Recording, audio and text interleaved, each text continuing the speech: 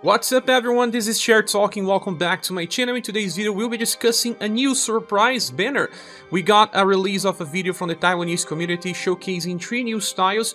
They belong to the same anniversary celebration as JP, so it makes sense that they were the next ones. But this was also a double banner on JP, there may be a second one upcoming as well. But since we already have all the information on this video, as you can see, they are showcasing all skills and passives from the characters. The first one is Noel, and then we have Katarina. This is a rapier style, and for last there is Gustave. So since we can already see everything they have to offer, it's good to discuss about them. So here we are on Reddit in a post by Hands43. Thank you so much for always doing this amazing job. He transcripts the video and compares to the JP counterparts of the characters so that we can see what has changed. Noel was buffed, his STR now is 120 and agility 112. They did this because he's a farmer. He is not really good for boss fights or even remembrance, so he needs high power and needs to be fast. Well, for passive, the first one, he buffs his own STR by 20% and grants a self-attack boost that increases damage by 30. But on even turns, he gets defense down. I don't understand why they didn't make this for all turns. It will make much more sense because that will allow him to be more stable for farming. Then he gets 15% increase in damage, another 10% when he's not on full HP, and he won't be because he takes 10% recoil damage on the first 5 turns to get 3 BP per turn. That allows him to use some very interesting rotations, and for last he has Fart up 7. So he has 65% when farming at least, and on odd turns he reaches as much as 95% with an STR boost on top of it, so damage would be nice. And he's all about using 2 different cycles. The first one will be a triple S attack that grants himself morale up by increasing 40% damage before he attacks. This is like a 4S attack for only 8 PP cost. It's very powerful. So you can use this 3 times in a row if you're using the new formation called Dragoon Stance X. So pretty good for scenarios where he can solo. I can see he's soloing some story and even events, but that won't be so common. He's very similar to Thiago Lisboa, but Thiago deals double element damage, so he's a little more easy to use, whereas Slash is a very common element in the way. And we have the second skill being a big power AoE attack that is fast. This one will not be enough to farm events, but may be enough to farm story mode. He can probably solo some stages again. And the first skill is a 0 BP skill that buffs his own STR by 30% before he attacks. This is actually very nice to inherit into his Christmas style. That's very good for members. That one self-heals a lot and it's very strong for members. So this character is not that important because it's just pure damage. Helps out if you have the Christmas style to even making it a little stronger. But it's just damage, just made for farming. Moving on, we have Katarina with rapiers. She got a buff to STR so that she can inherit her sword skills as well. Her endurance is not that high. It's strange because she defends herself against physical skills. Her dexterity is now 110%. She's not really a nuker, but her agility was buffed and it makes sense because her attacks are not fast and she needs to go before the enemies. And for passives, when she uses a pierce attack, she recovers 2 BP. When she uses a cold attack, she will recover HP of all surviving allies by very small effect. That should be around 220 with her love status. That's pretty cool, but there's more to that.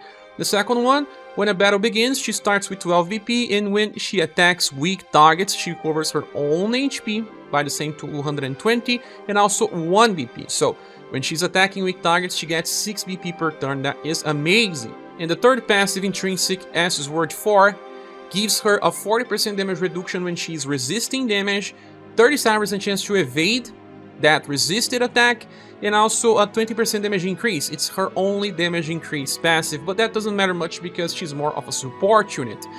It all makes sense when you look on her second skill. For 7 VP you have a full AoE attack with only deep power that lands both pierce and cold damage, so it will trigger all of the effects from her first passive, right? And this skill attacks between 1 to 2 times. On each hit, she will recover HP of all surviving allies by very small effect. Well, like I said, it should be around 220. Because she already heals with her passive, she will heal at least 2 times, sometimes 3 times. So around 440 or 660. That is usually every turn. If you are using Matriarch with her Pin of Peace, you're going to buff her damage and also going to buff Love and Charisma, increasing the healings. We can kinda get a 60% increase with ease. So on the course of 2 turns, she will heal close as Polka. Indeed, on overall. Very nice effect. And then the third one is a 10 BP full AoE attack that grants the defense stance technique for all surviving allies for 3 turns. But what exactly is this? Well, this will give you a shield just like Tsubaki and Gustave's version that defends against a spell. Katarina defends against physical skills and not elemental spells. So it lasts for 3 turns, it's not fast, hence why she got an agility buff. So you can use this skill. If the enemies are weak to Piercing Code, on the next turn you can use the second skill. And then on the third you can use normal attack or even skill number 1, and you can revert to skill 3 again and use this cycle. It's actually pretty amazing because she will heal everyone when using skill 3 and then heal at least 2 times when using skill number 2. So if the enemies are indeed using physical attacks, you are going to grant a lot of utility to your party. So a very nice character that will totally get a triple S grade.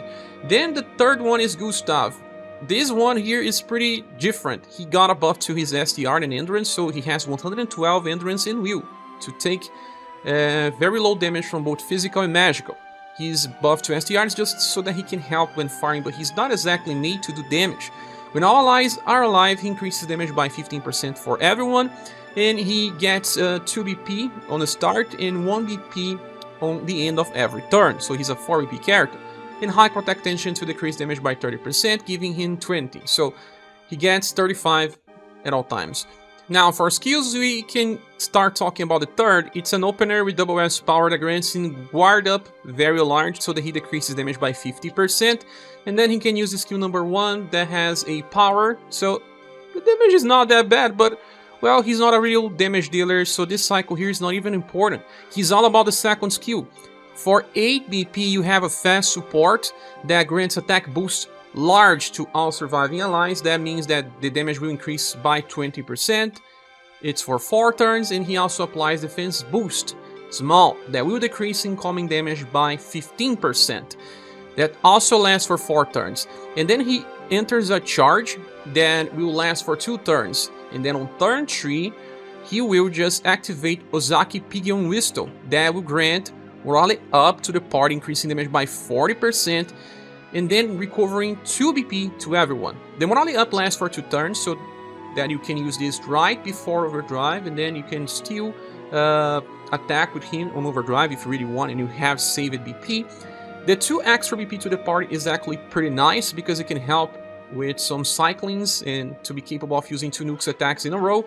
And he also buffs all surviving allies endurance by 15% on level 1 or 25 on max level. So you have to manually level this up, but this is not an important part. I don't even know why they added endurance buff. It could have been STR, will make much more sense since this is also a buff skill. If you have the tank version of Gustav, we were discussing this on Discord, this will actually make him much better, because he has Scrum Guard decreasing damage to the party by 20% as long as everyone is alive, and then he opens using the fast support skill and will already give another defense reduction by 15%. That's not as much as Fire Empress can do. She has a 20% reduction. That's not as much as Fire Empress. She already has Scrum Guard and can apply -25 with her Christmas skill. Or like Barbara that has -25 with Guard Up Medium and another -25 with Defense Boost. But the thing is, this stacks if you really want. And he just offers a new layer of offensive buffs. So you can trade off the 10% defense boost that you are losing in order to increase the overall damage on the next turn. So, well, it's a kind of a different option. A side grade, as you can see. So this banner is actually good. Yes, I don't think it's as good as Polka banner or even Netrarchs, but it will receive a silver award just because Noel is actually pretty just replaceable. What he offers here doesn't really matter all much in the long run, but Katarina and Gustav are good. But Gustav really needs you to have the tank style. Without the tank style, he's just not offering enough. Katarina is a very nice character that will be used for all Remembrance battles. She's going to make the Greatsword and Rapier versions of Remembrance much easier. Remember that you can actually use this skill in Remembrance for Greatsword as well, although you need to use one of her versions that has increased the BP gain, so that she actually uses this skill more often. But cross weapon inheritance is amazing on Remembrance. With all that said, this is my preview. This may change when we get all the information, but what do you think about all of this? Say here on the comment section. Thank you so much for watching. Please subscribe if you haven't, and I hope to see you soon in the next video or live stream. Bye.